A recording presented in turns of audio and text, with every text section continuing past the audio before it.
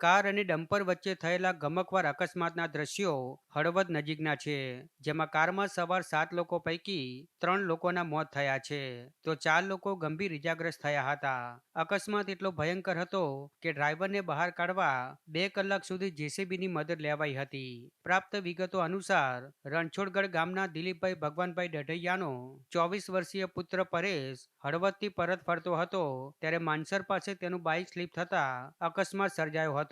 આ ઘટનાની જાણ થતાં તેના પિતા દિલીપભાઈ તેમજ ગામના અન્ય 5 આગેવાનો કિયા કાર લઈને ઘટના સ્થળે પહોંચ્યા હતા.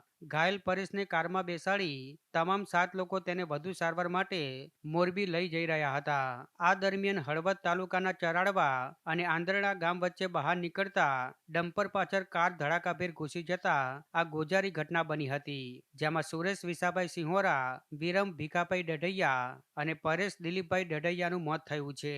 જ્યારે રણછોડગઢ ગ્રામ પંચાયતના ઉપસરપંચ પ્રકાશ અમીરભાઈ ડઢૈયા, તાલુકા પંચાયત સદસ્ય પ્રેમજી શંકરભાઈ ડઢૈયા, દિલીપ ભગવાનભાઈ ડઢૈયા અને ભરત પ્રભુભાઈ ડઢૈયા નામના વ્યક્તિને ઈજાઓ પહોંચતા તેમને મોરબી ખસેડવામાં આવ્યા હતા. ત્રણેય મૃતકો રણછોડગઢ ગામના રહેવાસી હતા, ત્યારે ગામમાં ભારે શોકની લાગણી પ્રસરી ગઈ છે.